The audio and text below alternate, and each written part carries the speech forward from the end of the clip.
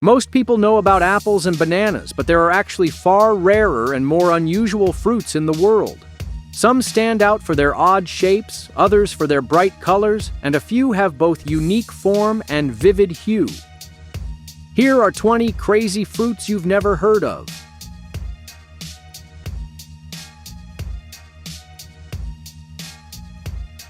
Rambutan.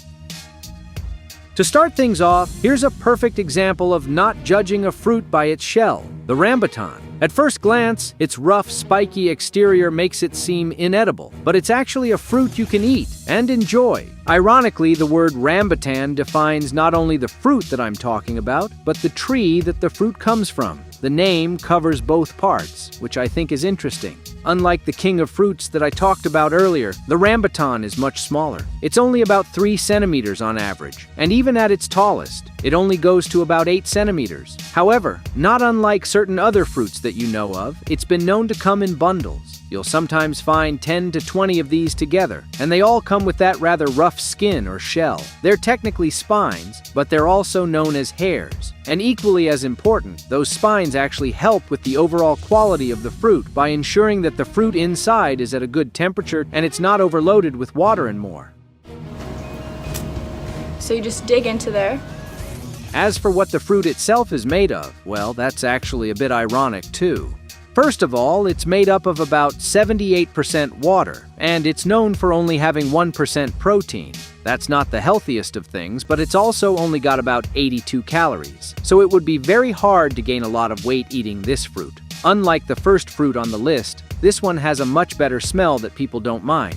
Aromatic rambutan flowers are highly attractive to many insects, especially bees, and that's what helps them to become pollinated, which is obviously important. When you do want to eat it, you can eat it raw, or you can cook it. Rambutan is most often used in desserts, such as sorbets and puddings, but also in curries and savory dishes. Durian. Here's another fruit that proves you should never judge a book by its cover, or in this case, a fruit by its shell. While we often think of fruits as something you can just pick off a tree or a plant and then eat, it's not always the case, as some have evolved to have protective coverings so that animals and humans can't just dine on them all willy-nilly.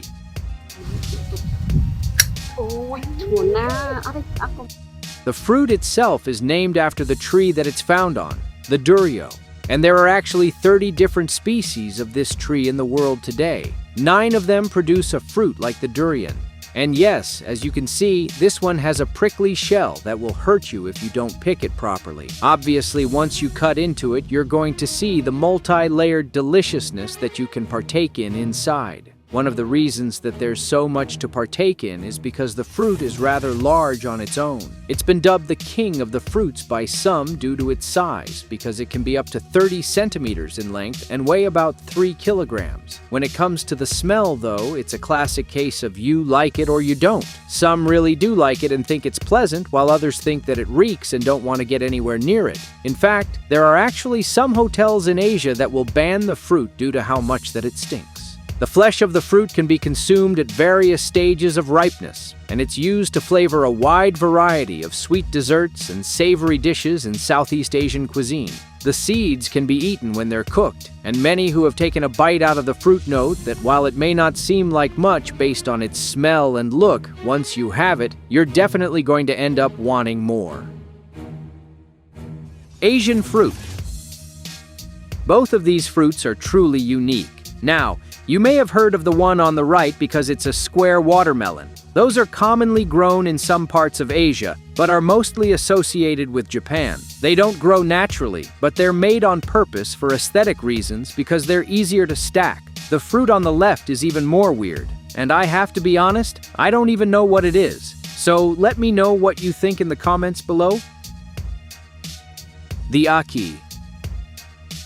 I've had a lot of fun so far sharing with you a whole bunch of fruits that you might like for one reason or another, but I'd be remiss if I didn't talk to you about some fruits that you need to be very careful with or else you're going to die. The ackee is a beloved fruit from Africa, but it's also made its way to Jamaica and is so popular there that it's become the national fruit. However, going back to the if it could kill you part, Well, yes, this is a case of needing to know how the fruit works and knowing when to try and eat it. There are many layers to the toxin in the fruit, and one of the key ways to minimize your exposure to the toxin is by ensuring that the fruit is actually ripe. The seeds in the fruit are actually a godsend on that front. As the more ripe the fruit gets, the more seeds absorb the toxins. And if you eat the fruit at the wrong time, the toxin will hit you up to 100 times harder than if you had simply waited for it to be ripe. So the pink and the seeds are poisonous. Yes, avoid until cooked. One of the more weird elements here is that despite people knowing that the ackee is toxic, and thus there are some bans on how it can be shipped around, including the United States having a ban on fresh ackee imports, nobody still knows fully how the toxins work, and you would think that would be a priority for those who don't want to be killed by it. Soursop. It's getting funny that the first three main fruits are ones that people would avoid if they didn't know how good they were because of how uninviting they look. Soursop is yet another fruit with a prickly exterior, and when you look at it, it really does kind of seem that it's going to hurt you if you get too close. But don't worry, you should be fine. The fruit itself comes from a special broadleaf evergreen tree that can be found in the Americas and the Caribbean. It's known for more humid places, but it's also adapted to thrive in them, and that's not even touching what the fruit's going to offer you. Look at that, that's quite huge.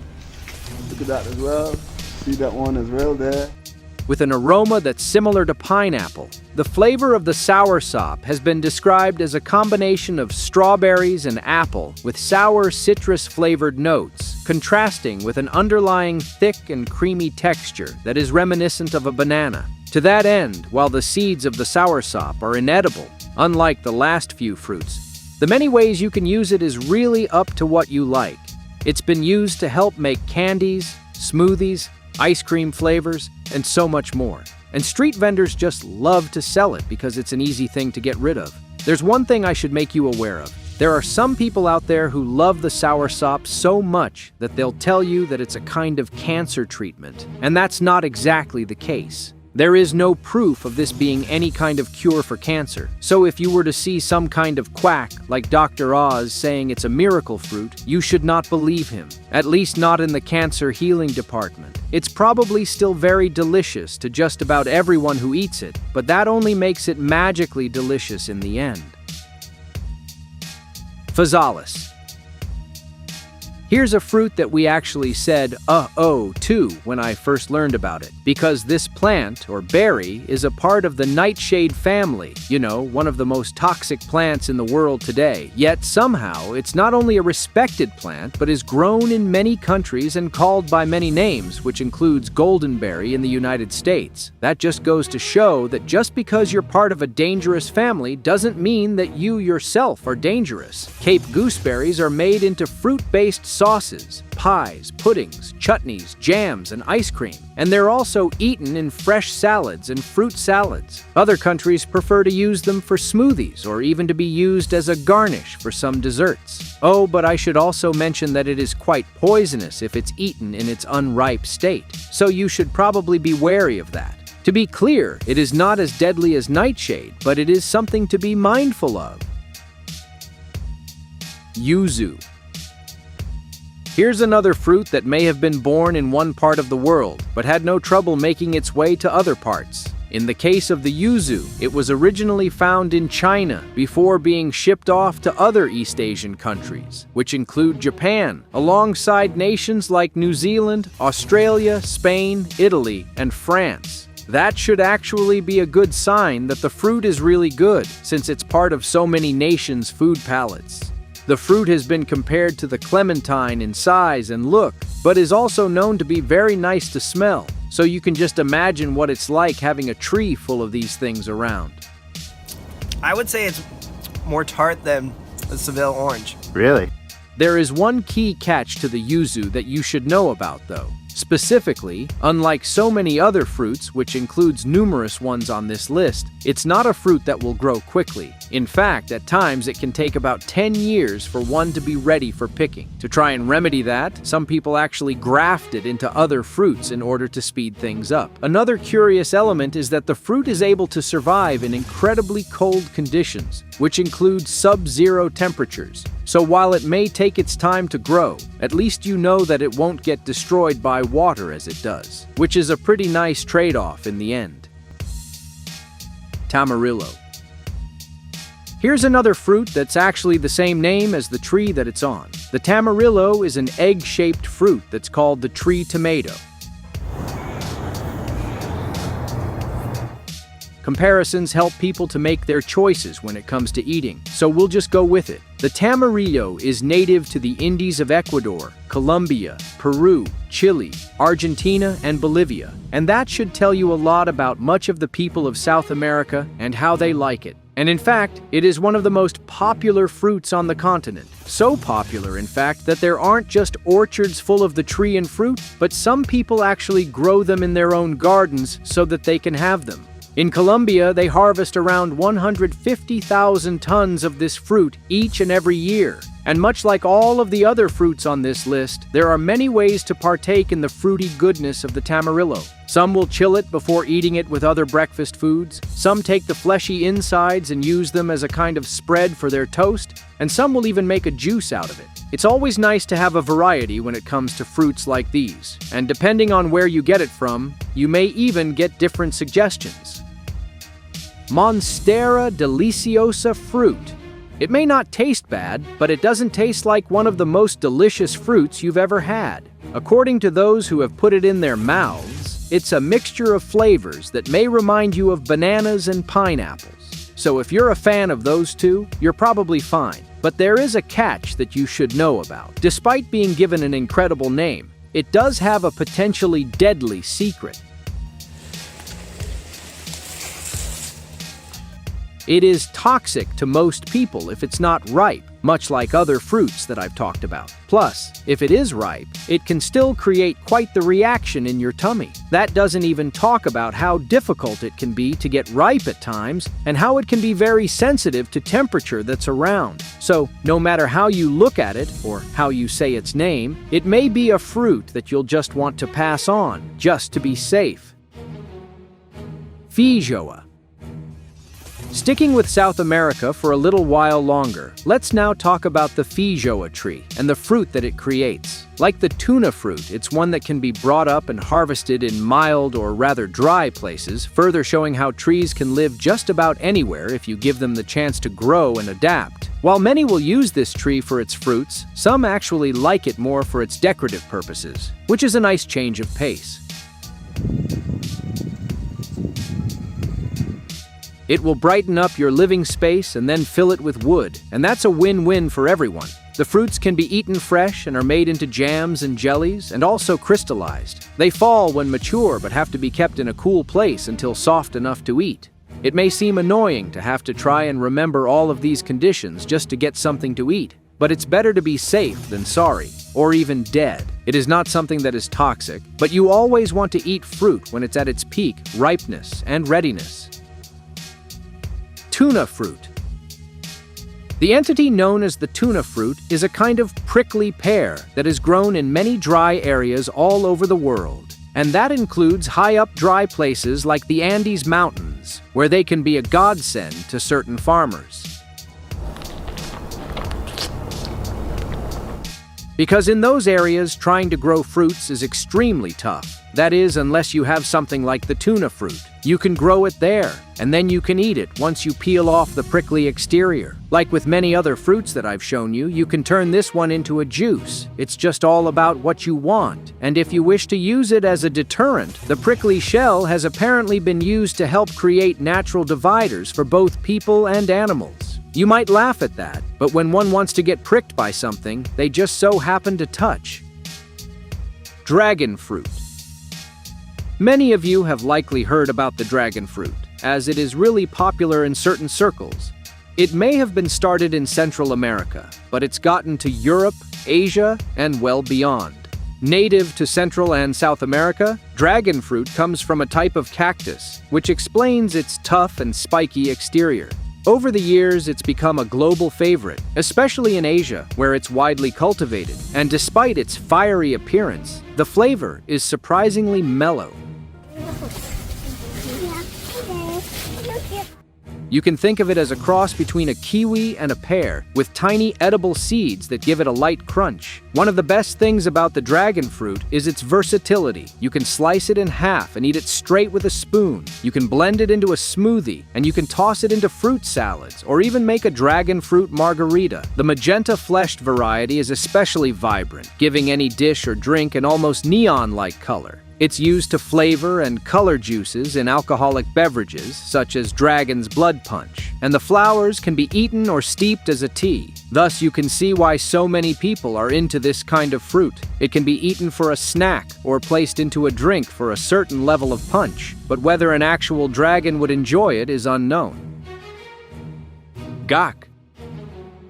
I know what that sounds like, and there really is a fruit called the gekke. It's found in many places in Southeastern Asia, like Vietnam, and eventually made its way to Australia. What may surprise you about this plant is that if you want to get the fruit, you have to grow it very carefully. In this case, the plant has male and female variants, and you'll need to keep the male and female plants together if you want any kind of chance at pollination, and so getting it to bear fruit. In fact, sometimes you'll even need to do hand pollination to have the best chances of making the fruit grow. Not only is it good to eat, but many local cultures have used it for a variety of medicinal purposes over the years.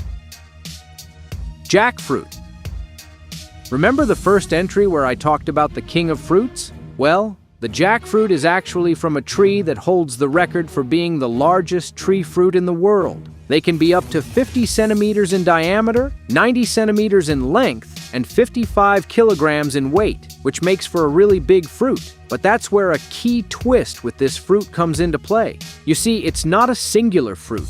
This is what's known as a multiple fruit, where multiple entities actually grow on top of one another to form the singular fruit that you're seeing now. A pineapple is one example of a multiple fruit. For the jackfruit, there are literally hundreds of thousands of entities in the single fruit when you pull one off the tree.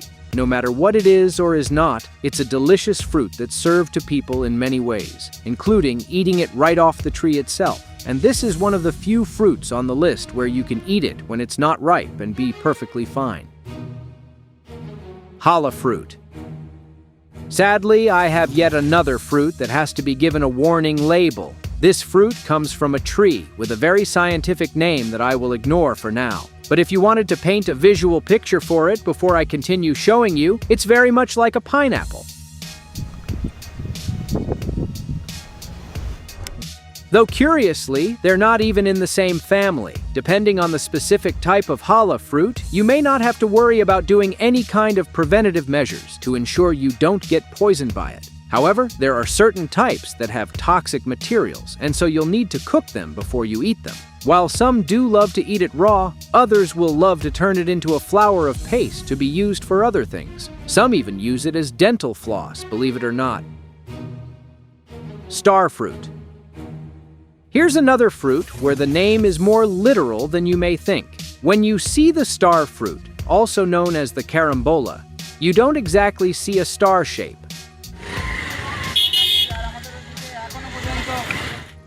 However, once you actually cut into it to expose the insides, the fruit naturally folds out into a star. But it works, and who are we to judge? Now, we shouldn't judge it for the most part, as many places in North America and Asia will happily consume the fruit without issue. But the star fruit contains oxalic acid and the neurotoxin caramboxin. Why is that bad? Well, consuming that in large quantities, especially for individuals with some types of kidney diseases, can result in serious adverse health effects. In other words, just go to the doctor before consuming this fruit. Buddha's hand. Buddha's hand is easily the most unique fruit that I've shown you in the visual sense. I mean, just look at it. It doesn't really look like a fruit at all. And the reason that it's called the Buddha's hand is actually because it does represent certain versions of Buddha that have been depicted in religious drawings. If you've ever seen a Buddha's hand at a market, you probably did a double take. It looks like a lemon that was possessed by a cosmic force and then grew a whole bunch of wild finger-like tentacles. The strange citrus fruit, officially known as Citrus medicavar, is mostly peel with very little to no juice or pulp inside. But what it lacks in its traditional structure, it more than makes up for in fragrance and versatility.